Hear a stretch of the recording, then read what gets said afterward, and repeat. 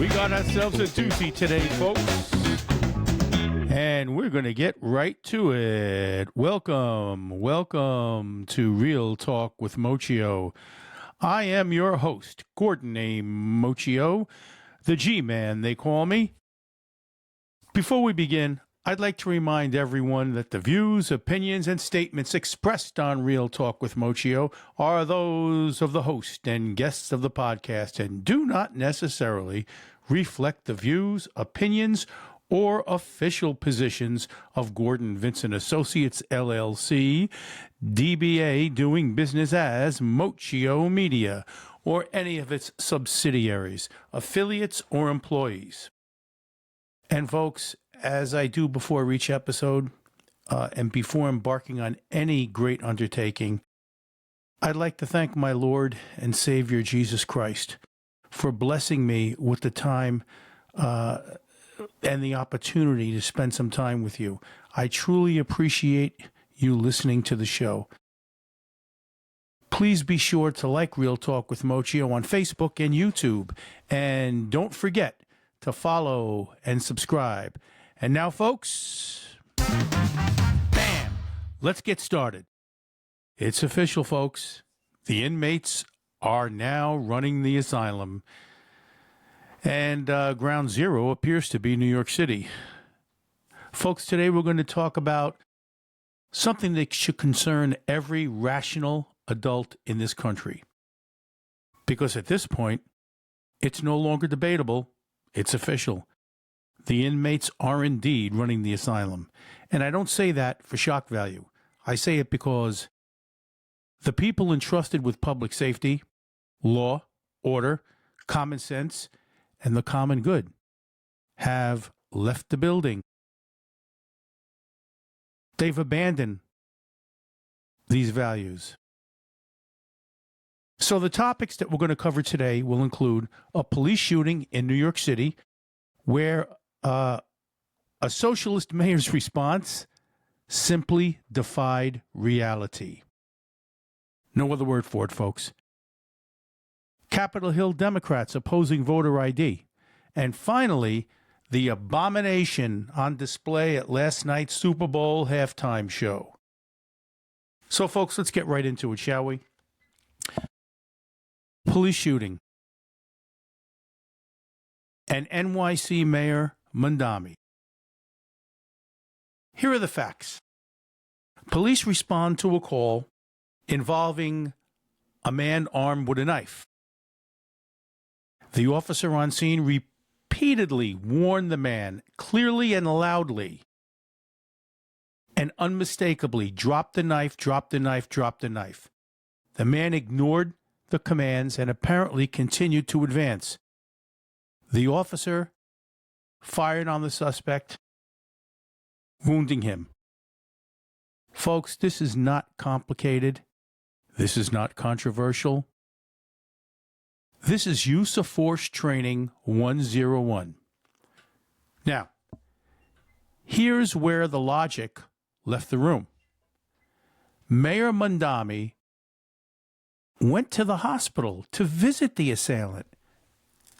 Then at a press conference, the mayor said, no family should have to endure what that family went through in seeing their father being shot. Oh, I guess, and if the officer had been stabbed, would that had made a difference? The mayor made no acknowledgement of the officer or his family, no recognition. He didn't recognize the warnings the police officer gave, did not mention the knife, and then in another moment of stupidity, you hear me, Mr. Mayor? Stupidity. The mayor stated that police should never have responded to that call at all. Instead, he suggested social workers should have responded. Just unbelievable. Just folks, let's talk about the social worker delusion, shall we? Let's be very clear. Unarmed, untrained, on how to defend themselves or others, no authority, no protective status, how will they respond to these calls? Are they going to get in their little putt-putts? Are they going to have lights, sirens? Social workers responding to a violent call involving a knife? This is insanity.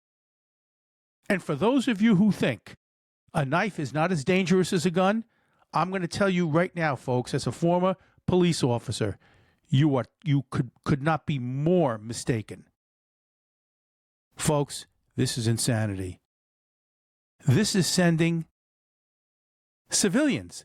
The mayor is actually advocating sending civilians into potentially lethal situations, period. Who protects the social worker? Who assumes liability? Who explains to the family of a wounded or dead social worker why their loved one was sent into danger without protection? Folks, police exist because there are bad people out there. Now, you wouldn't replace firefighters with a bucket brigade. You wouldn't replace a surgeon with a therapist in an operating room. And you don't replace police officers with social workers who are sent there to masquerade, if you will, as police officers, especially when weapons are involved. The man who was shot had a history of mental illness, and from what I hear, schizophrenia. If social workers responded, you probably would have a dead or seriously injured social worker on your hands. I'd love to know how social workers feel about being placed into such situations. I'd love to hear from you. Email me at my hotline, mocciomedia@gmail.com. That's MOCCIO media, MEDIA @gmail.com. And needless to say, confidentiality is always protected. Now, folks, what we're witnessing here, the attitude and the philosophy of the new administration in New York City is all about moral inversion. And if you think about it, with the mayor being openly a socialist and plans to, quote, govern as a socialist, this moral inversion is present in every other socialist country. Look at Venezuela. Look at, it's crazy, folks. It's a moral inversion where criminal behavior is excused, lawful authority is condemned. Consequences are framed as cruelty. The message being sent is unmistakable, folks. The suspect is the victim. The officer is the problem. The result negatively affects public safety. It slows response times by police who are reluctant to place themselves in harm's way, knowing the city does not have their backs. Hesitation on the officer's part can cause him or her their life. Now, folks, in July of 1975, although prohibited by law, members of the FDNY Fire Department, City of New York, carried out an illegal job action during New York City's fiscal crisis. Many walked off the job for several days, which totally compromised the FDNY's capability to respond to calls. Well, folks, you just might see a day when police carry out the same illegal job action and transfer protecting the city to the mayor, his cast of clowns, and army of social workers. All I have to say is, good luck, NYC. Okay, on to the next. Voter ID and common sense under attack. Now let's talk about Capitol Hill, especially the Capitol Hill Democrats, who continue to oppose voter ID for federal elections. Here's a simple question, folks. What is so wrong about being asked to show identification?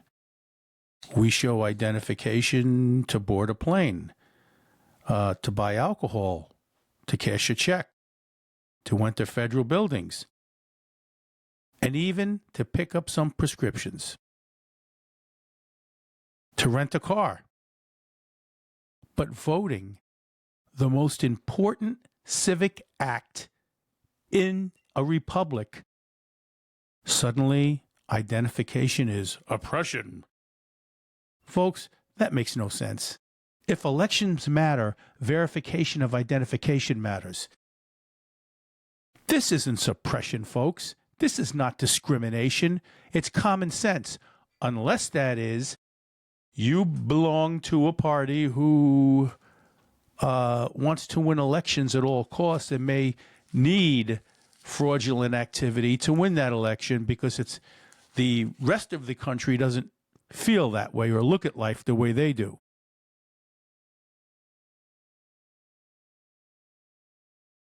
Okay, folks, before we move on, a message from our sponsor, Denise Mochio, your local Coldwell Banker agent. You can reach Denise Mochio at denise.moccio@comcast.net. That's denise.mochio@comcast.net. Or you can reach her at 845-667-4884. 884, serving Westchester, Putnam, and Dutchess counties. Okay, folks, on to the next. Super Bowl, halftime, and cultural abomination. Let's talk about last night's Super Bowl halftime show.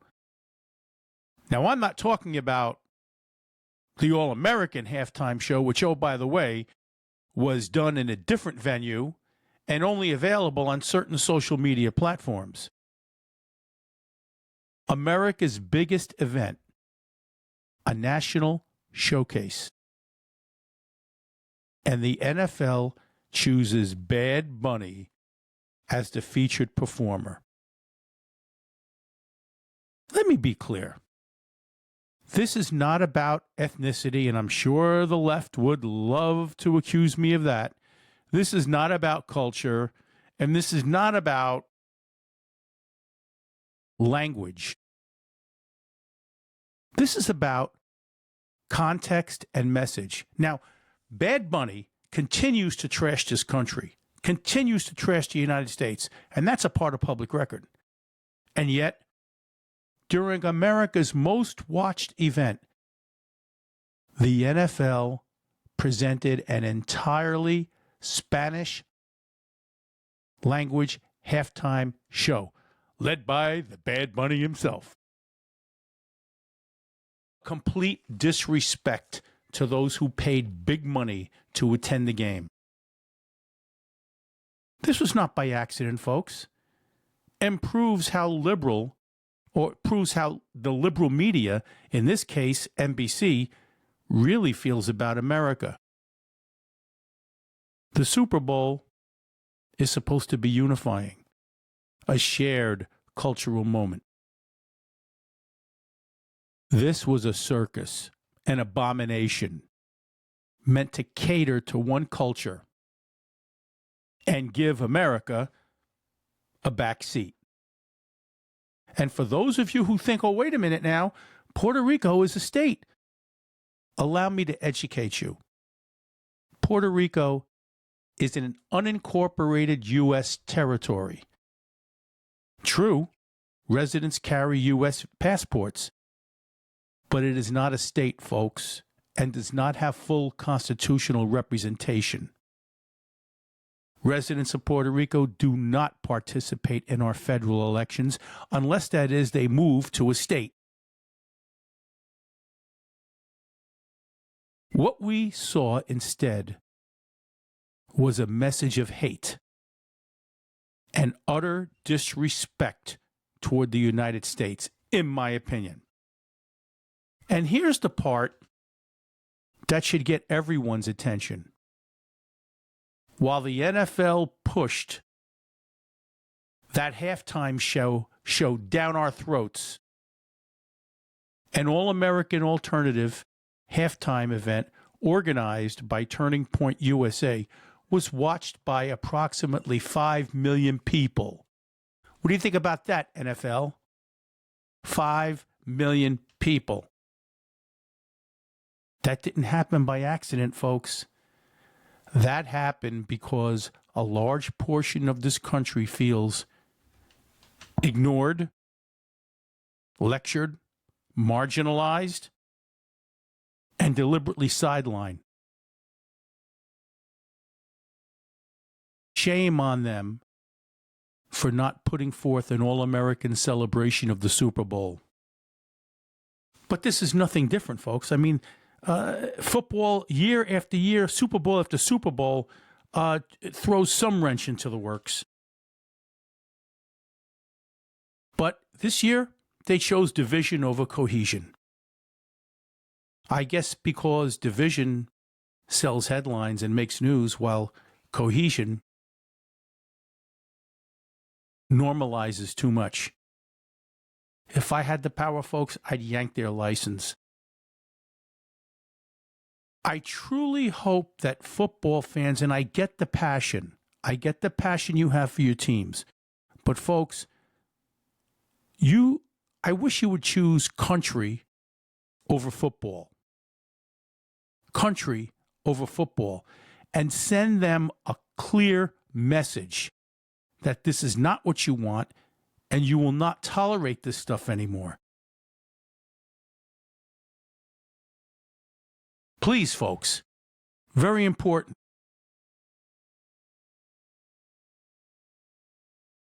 So now, folks, you see the pattern. In our topics today, police continue to be undermined by a socialist mayor who really doesn't get it. The law is inverted. There's moral inversion. Elections. ID? What do we need ID for? Just walk up to the ballot box and vote. The same, keep this in mind, the same left-wing elites making these decisions, guess what, folks? They have security.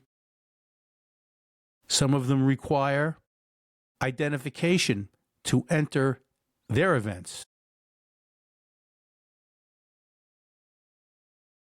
And they all live insulated from the consequences and the dangers that we have to face every day.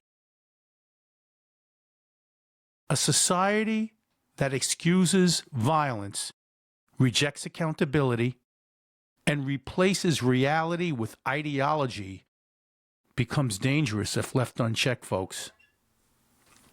So, in closing, it's official.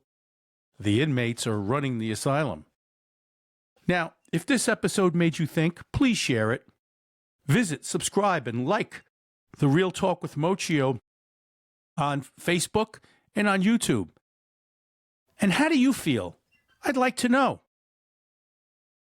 Email my hotline at mochiomedia@gmail.com. That's MOCCIO media@gmail.com. Or post a comment on Facebook or YouTube, or on YouTube. Folks, this has been Real Talk with Mochio, and until we meet again, may the blessings of heaven rest upon you and yours. Until next time, my friends, see you real soon.